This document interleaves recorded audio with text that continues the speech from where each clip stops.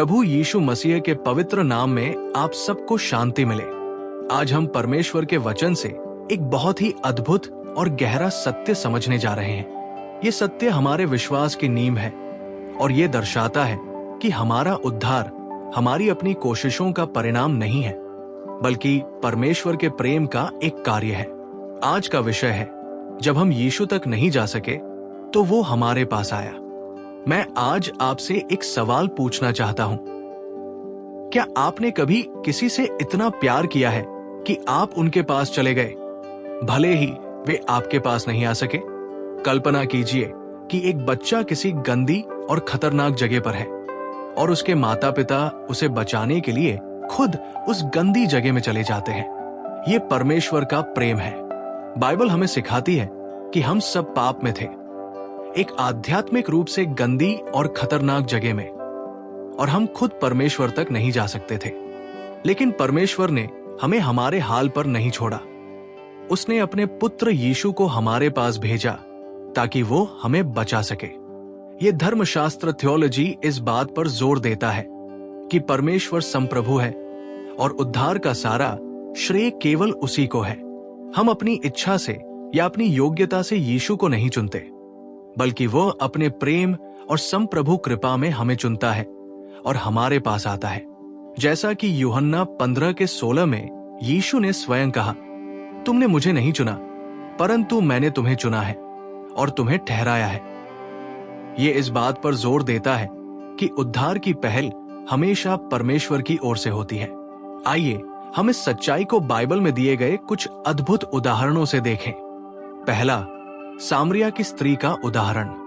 यूहन्ना 4 में हम पाते हैं कि यीशु सामरिया के एक शहर के अंदर गए, जबकि यहूदी अक्सर सामरियों के शहर में जाना पसंद नहीं करते थे।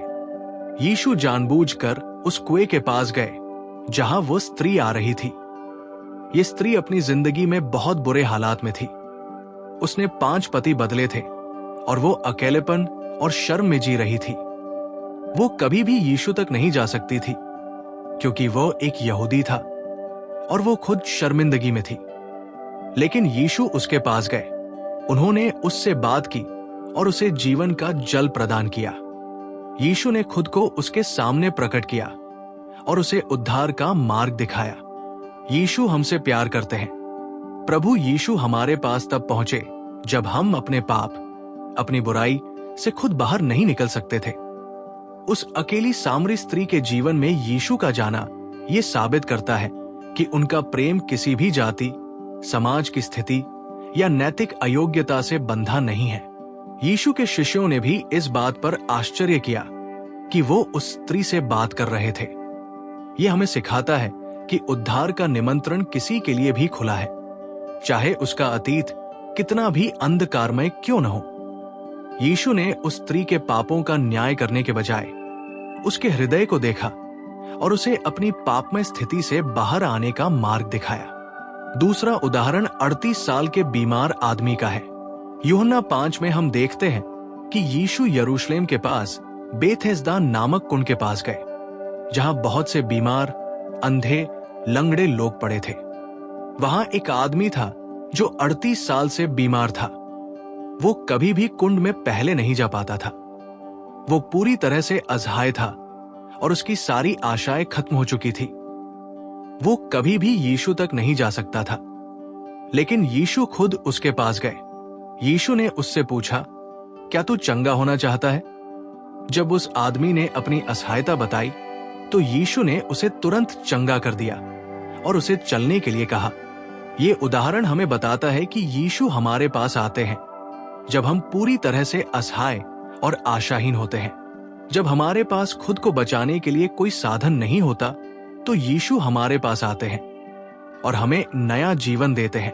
इन दोनों उदाहरणों से हम ये सीखते हैं कि उद्धार हमारी कोशिशों पर आधारित नहीं है। सामरी स्त्री ने कोई धार्मिक कार्य नहीं किया था और बीमार आदमी के पास कुंड तक पहुंचने की कोई शक्ति नहीं थी।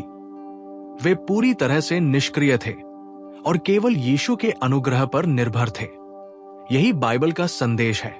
हमारा उद्धार हमारे अच्छे कामों, हमारी प्रार्थनाओं या हमारी इच्छा पर आधारित नहीं है, बल्कि ये परमेश्वर की संप्रभु कृपा पर आधारित है। जैसा कि इफिसियों 2 के 8 से 9 में लिखा है, क्योंकि अनुग्रह से विश्वास के द्वारा तुम्हारा उद्धार हुआ है, और ये तुम्हारी ओर से नहीं वरन परमेश्वर का दान है, और न ये कर्मों के कारण है, ताकि कोई घमंड न करे। तो परमेश्वर हमारे पास क्यों आता है? वो हमें बचाने के लिए आता है, हमें नया जीवन देने के लिए आता है। वो जानता है कि हम अपने आप में पूरी तरह से खोए हुए हैं और पाप के कारण उसके साथ कोई रिश्ता नहीं रख सकते। लेकिन अपने महान प्रेम में वो हमें एक रास्ता प्रदान करना चाहता था। उसने यीशु को भेजा ताकि वो हमारे पापों का दंड उठा सके और हमें एक नया जीवन दे सके। वो हमारे पास तब आया जब हम उससे भाग रहे थे। उसने हमें तब प्यार किया जब हम उसके दुश्मन थे। ये उसके प्रेम का सबसे बड़ा प्रमाण है। ये सत्य हमें बहुत आश्वासन और प्रेरणा देता है। ये हमें ये जानने में मदद करता है कि हमारा उद्धार सुरक्षित है, क्योंकि ये हमारी पकड़ में नहीं बल्कि परमेश्वर की पकड़ में है। रोमियो 8 के 38 से 39 में लिखा है, क्योंकि मैं निश्चय जानता हूं कि न मृत्यु, न जीवन, न स्वर्गदूत, न प्रधानताएं, न वर्तमान, न भविष्य, न सामर्थ, न ऊंचाई, न गहराई और न कोई और सृष्टि हमें परमेश्वर के प्रेम से जो हमारे प्रभु मसीह यीशु में है अलग कर सकेगी। वो हमारे पास आएगा, हमारी स्थिति को देखेगा और हमें वह देगा जिसकी हमें सबसे ज्यादा जरूरत है, क्षमा, शांति और नया जीवन। अंत में, यदि आप आज निराश महसूस कर रहे हैं, यदि आपको लगता है कि आप इतने बुरे हैं कि आप परमेश्वर के पास नहीं जा सकते, तो ये जान ले, आपको उसके पास जाने की जरूरत नहीं है, क्योंकि वो आपके पास पहले ही आ चुका है। यीशु ने आपको बुलाया है और वो आपको एक नया जीवन देने के लिए तैयार है। बस उस पर विश्वास करें और वो आपको बचाएगा। यदि आपने इस संदेश से आत्मिक आशीष पाई है, तो इसे अपने तक न रखें। किसी ऐसे व्यक्ति को शेयर करें जिसे इसे सुनने की आवश्यकता है। आप हमारे यीशु वचन चैनल को सब्सक्राइब जरूर करें। हम हर दिन आपके लिए बाइबल आधारित आत्मिक संदेश लाते हैं। आपका एक सब्सक्रिप्शन हमें परमेश्वर का वचन और लोगों तक पहुंचाने में मदद करेगा। परमेश्वर आपको आशीष दे।